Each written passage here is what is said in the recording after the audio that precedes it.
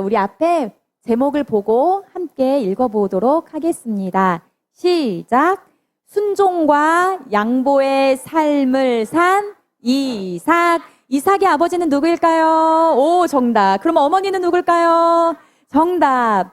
그러면 몇 살 때 이삭이, 아브라함 몇 살 때 이삭이 태어났을까요? 네, 아이고, 100점. 너무 좋아요. 맞아요. 100살 때.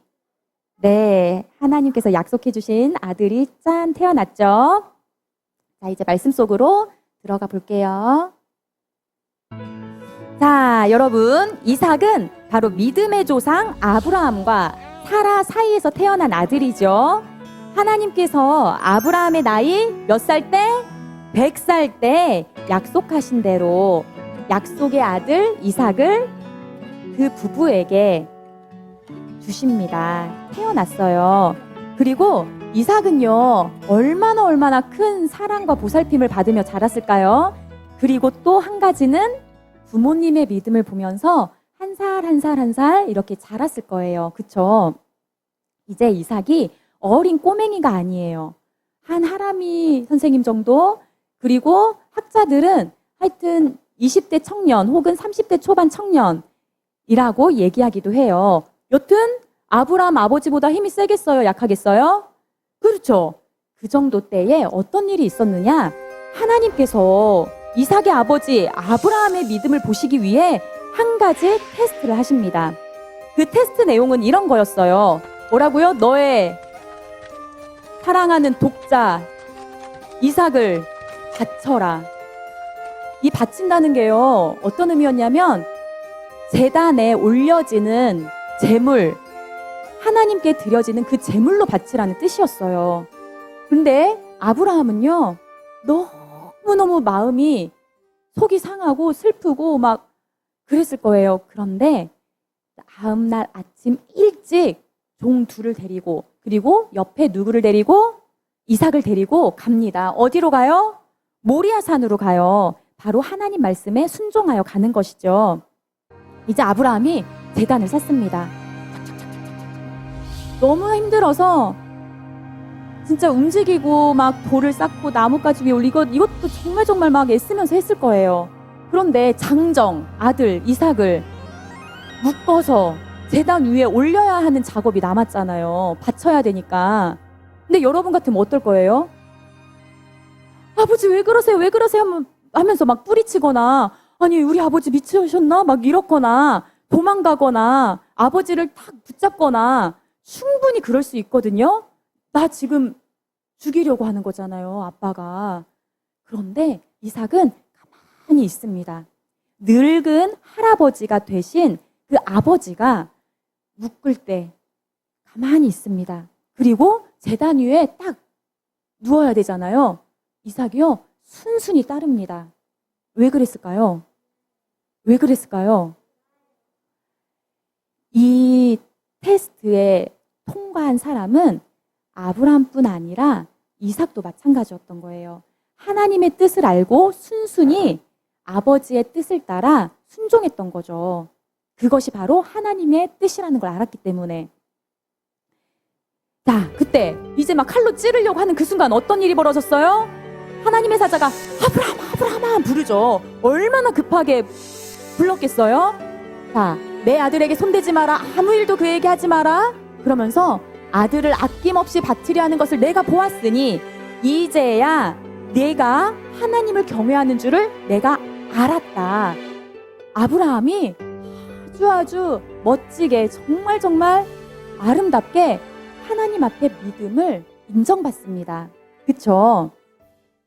그리고 그 옆에 보니 이미 제물이 준비되어 있었죠? 순양이 준비되어 있었어요. 그래서 이삭 내려와라, 내려오고 이거 묶었던 거 결박했던 이 끈 다 풀어주고 하나님께서 예배해 두신 그 순양을 제물로 하나님께 바쳐 올려드렸습니다. 이삭과 아브라함에게요, 이렇게 하나님께서 놀라운 일을 행하셨잖아요. 근데 이게 단순히 그저 여기서 끝나는 일이 아니었어요. 이 사건은 훗날 예수님을 예표하는 사건이기도 했습니다. 선생님이 설명해 줄게요. 이삭이 아브라함에게 저항하지 않고 반항하지 않고 순종한 그 모습은요, 예수님께서 하나님 아버지의 뜻에 순종하신 모습. 그쵸? 이어지죠? 그리고 또 하나, 순양 있었잖아요. 하나님께서 준비하신 그 순양은 장차 우리를 대신해서 십자가에 죽으실 누구요? 그렇죠. 예수님을 상징하는 그런 사건이었어요. 이렇게 여러분, 우리가 이 사건 안에서 한 가지는 기억하고 가야 합니다. 꼭 뭐냐면 예수님께서 우리를 위해 대신 죽어주심으로 우리가 어떻게 됐어요? 구원을 받았다라는 것입니다. 자, 이것을 기억하고 이제 그 다음으로 넘어가 볼게요. 이삭이 사는 땅에 여러분 비가 오지 않았어요. 가뭄이 든 거예요. 흉년이 든 거예요. 그래서 이삭이 가족들을 이끌고 이집트에 내려가기 위해 그랄로 내려갔습니다. 그런데 하나님께서 이삭에게 나타나셔서 이집트로 가지 마라. 그러니까 이집트는 어디를 말하는 거예요? 네, 애굽이에요. 알고 있죠? 애굽에 내려가지 마라. 그러자 이삭이요. 애굽에 내려가야 살 텐데 하나님 말씀대로 내려가지 않고 그랄 땅에 머무르게 됩니다. 봐봐요. 하나님 명령에 순종을 해서 애굽 땅에 내려가지 않고요. 그랄 땅에 씨를 뿌리고 농사를 지으면서 이제 살아가는 거예요. 그런데 하나님께서 이삭에게 큰 축복을 주십니다. 이때요. 100배나 곡식을 거두게 해주셔요. 그러니까 곡식이 풍성해진 거예요. 그리고 하나님께서 거기에서 끝나지 않으셨어요. 하나님께서 복을 주심으로 이삭이 창대해지고 왕성하며 마침내 거부가 되었다라고 성경에는 기록되어 있습니다.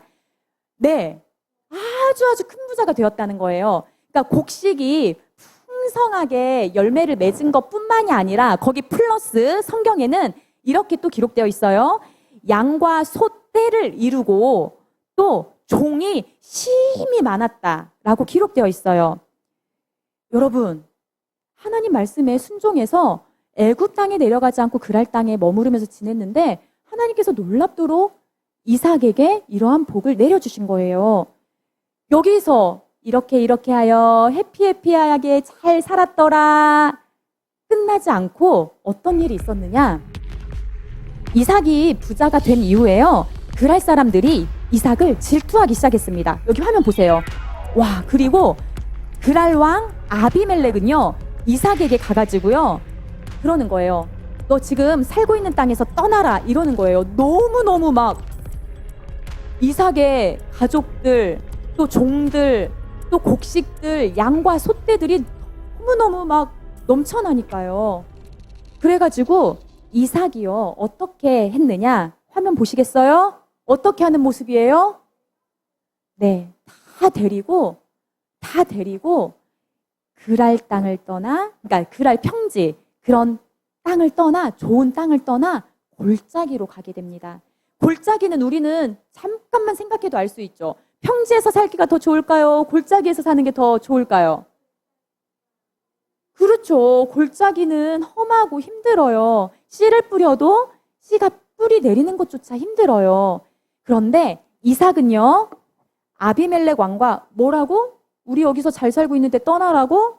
하면서 종들이 심히 많았다고 했잖아요. 종들을 데리고 싸우지 않았어요. 싸우지 않고 그 왕의 말을 듣고 순순히 골짜기로 떠납니다. 이삭이 도착한 골짜기에는요, 아버지 아브라함이 팠던 우물들이 있었어요. 그래서 이삭은 종들을 시켜서 그 우물을 다시 파도록 했습니다. 그리고 처음 아브라함이 붙였던 그 이름 그대로 우물 이름도 딱 붙였죠.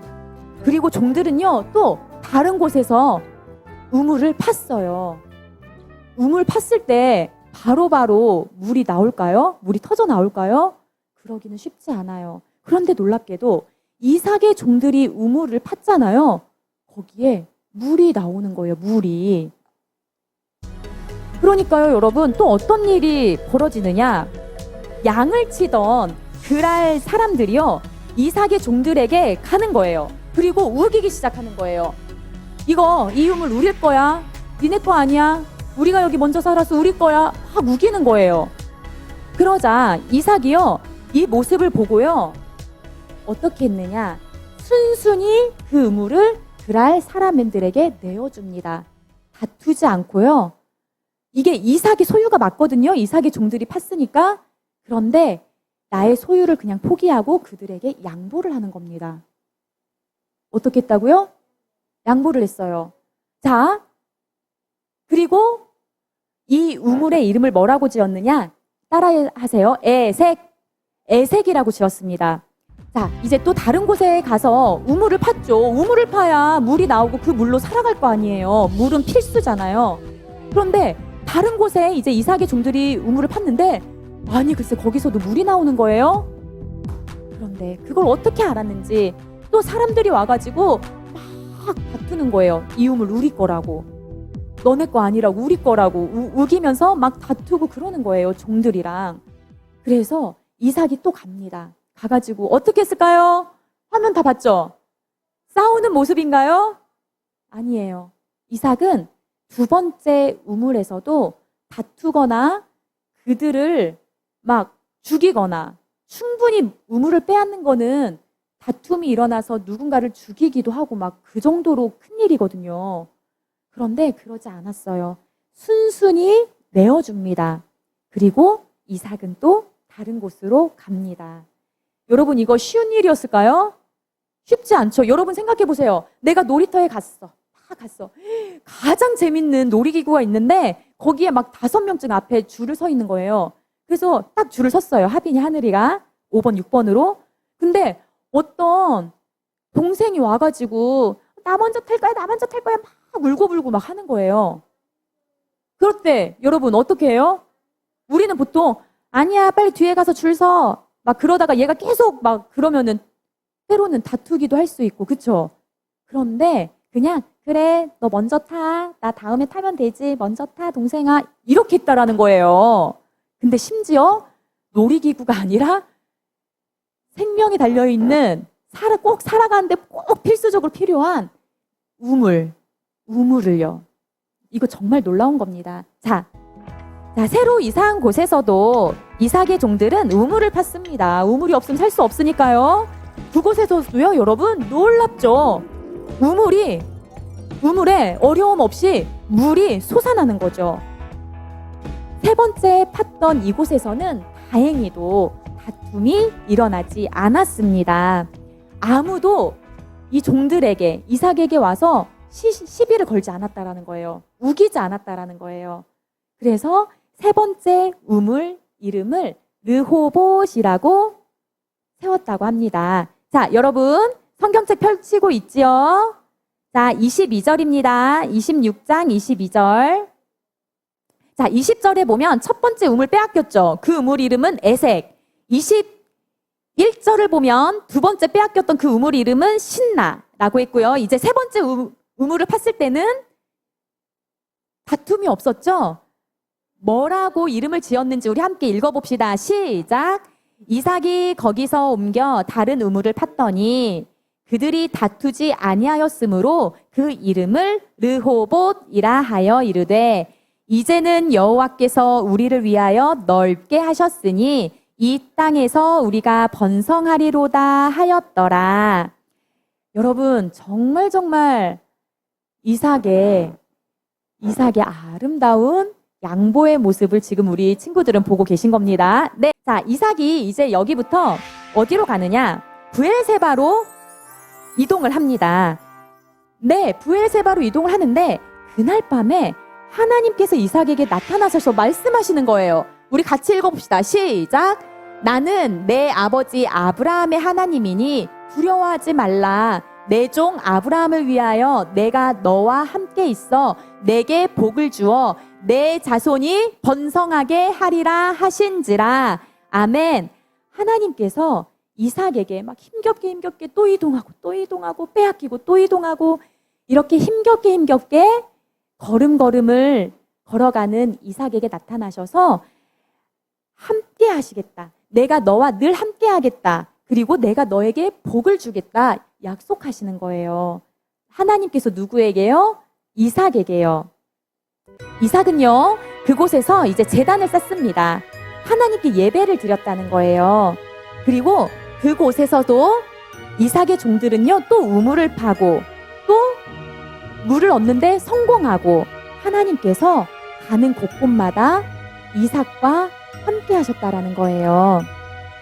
여러분, 그리고 놀라운 일이 하나 발생합니다. 뭐냐면 처음에 그랄 평지에서 이삭과 그 가족들 또 종들 거기서 살았잖아요. 그때 그랄 왕이 찾아와서 뭐라고 했다고 했죠? 너 떠나라 했잖아요. 그래서 골짜기로 막 갔잖아요. 근데 그 왕이 이번에는 이삭을 찾아옵니다. 찾아와서 뭐라고 하냐면 우리 이제 서로 사이좋게 지내자. 너와 함께 하시는 그 하나님을 내가 보았다. 이런 고백을 하는 거예요. 그리고 화친을 맺습니다. 그리고 더 놀라운 일은 솔직히 아비멜렉이 잘못한 거잖아요. 그렇죠? 그러면 아비멜렉 왕이 잔치를 베풀고 이삭에게 고맙다고 하고 막 해야 될 것 같잖아요. 그런데 성경을 쭉 읽어보면 이렇게 화친을 맺고 그러니까 화해를 하고 관계가 평화롭게 되고 그 다음에 이삭이 잔치를 벌입니다. 정말 놀라워요. 자, 여러분 30절입니다. 같이 읽어볼까요? 자, 30절 성경책 보세요. 시작. 이삭이 그들을 위하여 잔치를 베풀매 그들이 먹고 마시고 그리고 이제 쭉쭉쭉 밑에 읽어보면 평안히 갔더라. 이렇게 쭉 나옵니다. 자, 여러분 이제 말씀을 정리하도록 하겠습니다.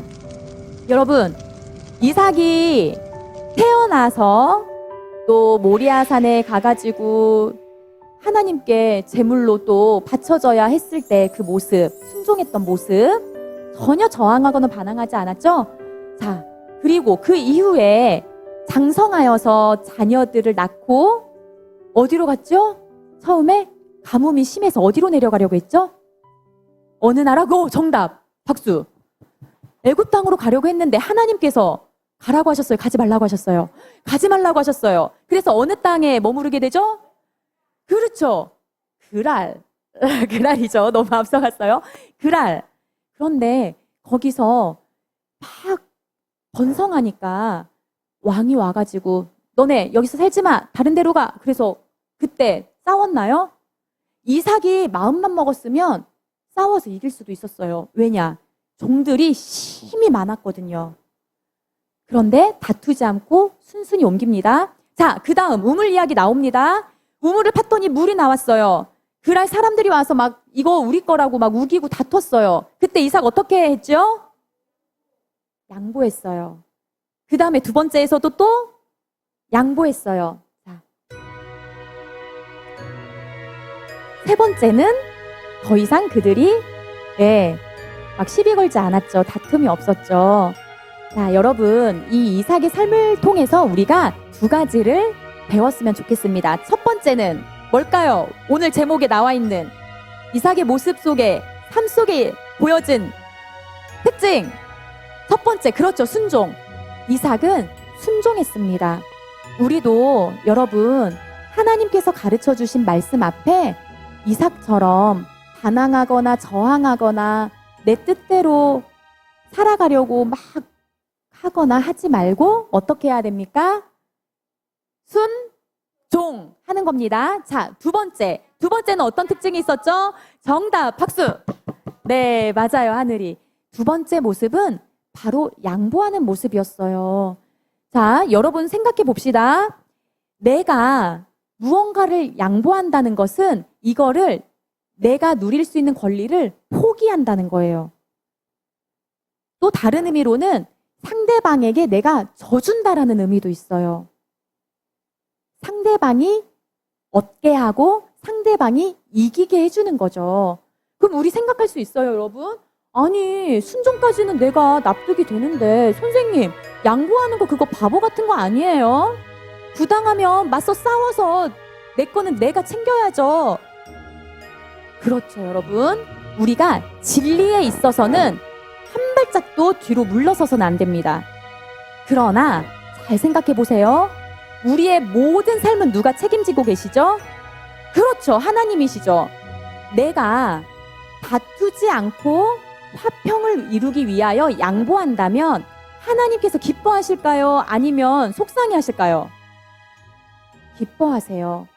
성경에 보면 여러분, 할 수 있거든 모든 자들과 더불어 화평하라는 하나님의 그 말씀도 기록되어 있습니다. 그리고 우리 예수님께서 말씀하셨죠. 누구까지도 사랑해라, 원수까지도 사랑해라. 그리고 누군가 나에게 잘못하면 어떻게 해라? 그렇죠, 용서해라. 끊임없이 용서해줘라. 여러분, 이삭의 모습은 물론 이삭의 성품이 그럴 수도 있을지 모르겠어요. 그러나 우리가 오늘 배워야 할 것은 양보했더니, 또 내가 져주고 포기하고 양보했더니 어떻게 됐어요? 나를 쫓아내려 했던 아비멜렉 왕과 화평을 이루었어요. 평화를 이루었어요. 그러니 우리도 생각할 수 있어요. 아, 내가 충분히 같이 싸우고 다투고 할 수 있는 상황에서 내가 한 걸음 멈추고 또 한 걸음 뒤로 물러나 양보했을 때 그 상황이, 그 공간이 평화로울 수 있겠구나. 여러분, 이해되세요? 그러니 하나님 말씀에는 무조건 순종, 그리고 이웃과 어떤 불편하거나 다툼이 일어나거나 그럴 때에는 오늘 말씀을 기억하며 양보하고 져주는 겁니다. 그러면 그곳이 또 그 상대방과의 관계가 화평해지겠습니다. 아멘이십니까? 그것을 하나님께서 기뻐하십니다. 그러니 우리 예담이 친구들, 이제 앞으로 두 가지 단어 기억하면서 살아갑시다. 첫 번째 뭐요? 순종, 하나님 말씀의 순종. 두 번째 뭐요? 이웃과의 관계 속에서 양보. 그래서 화평을 이루는 우리 친구들 되시기를 다 축복합니다. 하나님께서 다 아시고 하나님께서 또 다 갚아주십니다. 우리 친구들 힘냅시다. 아멘. 네, 기도하겠습니다.